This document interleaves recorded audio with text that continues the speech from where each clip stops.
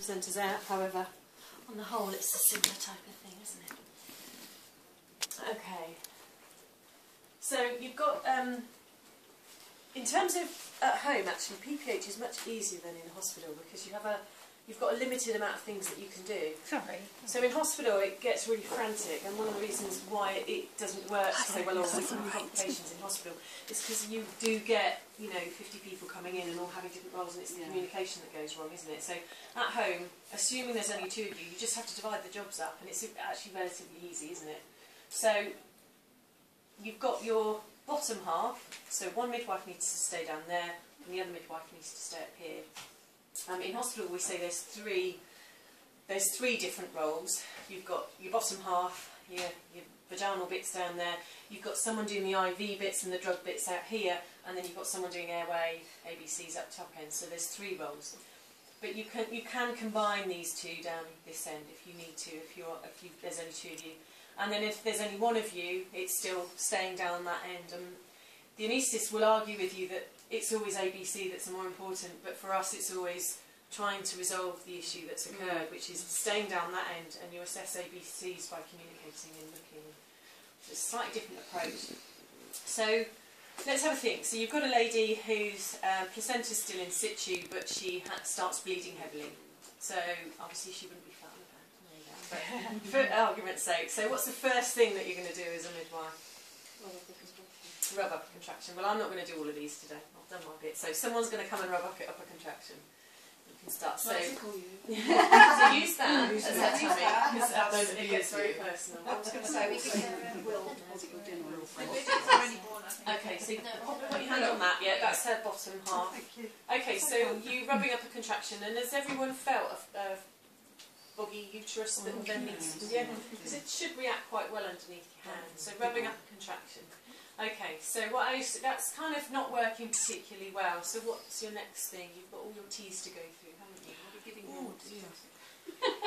Okay, so you're having to make decisions about what you do next. But let's just say she's not pouring. She's just got a heavy loss, and you're looking at maybe 500, 600, 700 mils as we go on. So she's got a slightly boggy uterus, which doesn't really respond to rubbing up a contraction. What other things have you got to think about in terms of the cause of the bleed? Yeah, so trauma. So you need to have a quick look inside. All these things can be done almost simultaneously, can't they? Rub up a contraction, have a quick look, see if there's any trauma. Okay, there's no trauma in particular. So what do we need to think about next? Yeah, so that could be the cause, couldn't it? So you've got to think about delivering your placenta. So you're giving what? What are you giving? I'm going to give Syntocinon, 10 international units. Okay, is that that's your standard? Is it? Yeah, I like Syntocinon.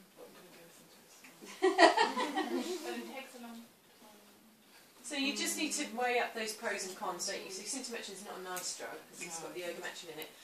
We're not talking about a normal, because physiological is normal, but we're not talking about just a bog standard active managed 3rd stage. We're saying she's over 500 ml blood loss.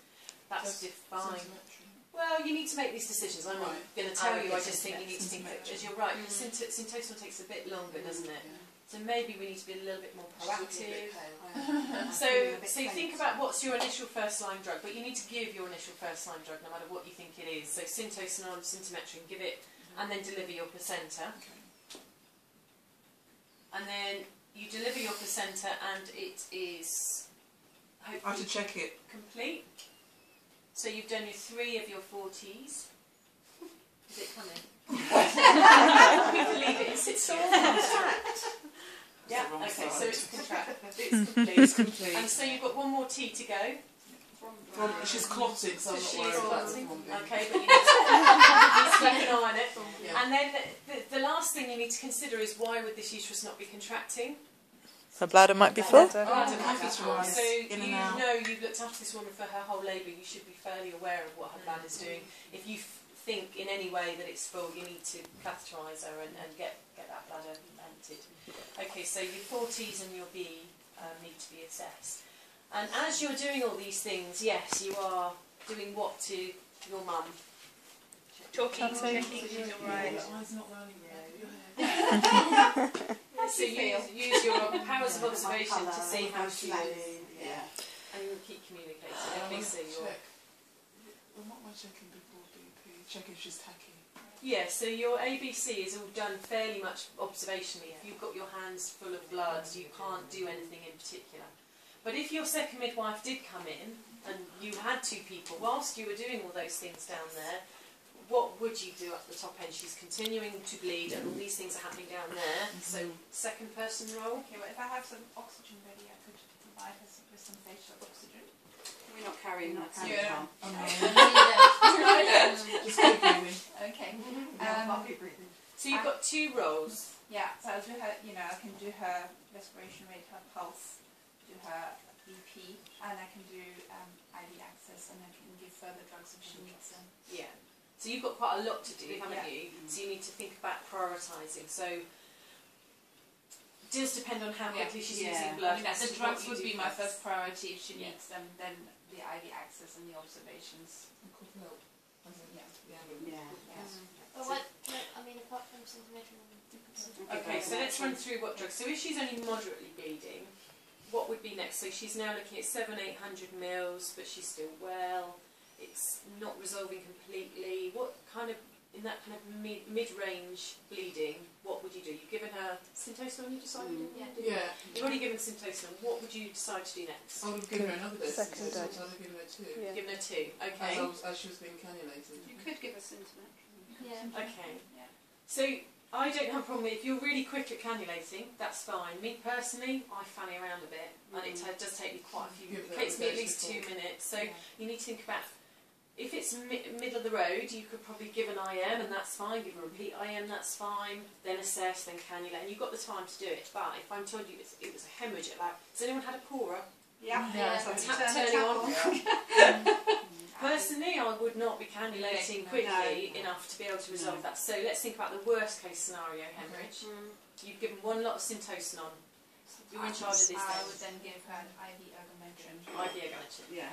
If you're looking at, I mean, it's, Yeah. you can lose litres in seconds. So Yeah. absolutely. So you need to think about how you do that in that arm there. Yeah. How is she giving IV for not cannulating? Just straight into just the straight vein. into Straight the in. vein. It's like you're taking blood, yeah. Okay. Now, the Lovely anaesthetists name, really, yeah. really don't like us doing that, particularly in the community. We've had lots of conversations about why we do it, and they say why they don't like us doing it. So Doing it has what? such IV IV ergometrin. I think it has a massive effect on blood pressure. Yeah. and Who's they? Anaesthetist. Oh, It's okay. our anaesthetist. So we have to just be careful about how you do it. So if you're going to give ergometrin, although we're saying it's a stat dose, there's stat and there's stat, and I think they're saying don't just whack it in. Yeah. Just So be very slowly. sensible about doing it, and maybe over 30 seconds to a minute, because it has such a profound effect on blood pressure.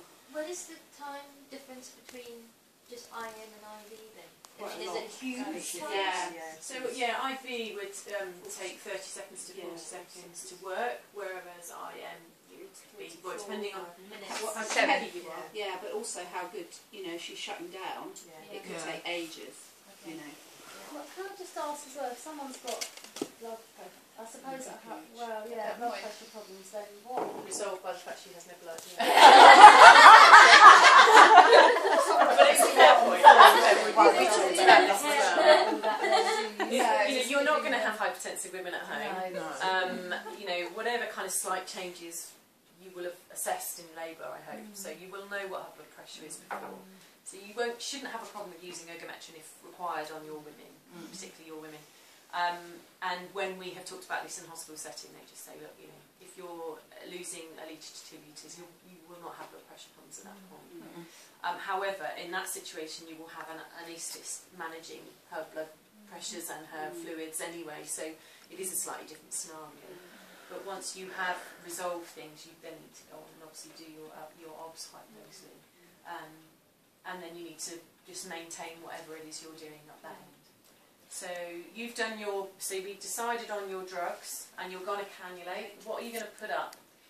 In terms of fluids, or what kind Fluids. of fluids? Well, some crystalloids first, so Hartmann's or saline, what I've got. What Do we carry columns? Nothing. We're not carrying anything because we're expecting paramedics to turn up. Okay. Just because we have to buy a massive box and we're going to end up throwing them all away. That's Is fine. that alright if we do carry? Because I've got some that I If you've got some that's that's in date, that's fine. It's just it's They're just not actually supplying. no. Okay. So you don't even need to put up normal saline or Hartmann's. You don't need to worry about carrying. If you did carry anything, you don't need to put up any more syntocin on in a bag kind of scenario, you know, Oh, that's you not need- your No, initial you need first a line. pump for You need a that. pump, yeah. So I have it's- done that at home birth. Yeah, we have. Yeah. With somebody who had a retained placenta who kept bleeding. It was a reasonable distance, so I just thought I'm going to put it up and trickle it through. It's not on a pump, but I'd rather do that.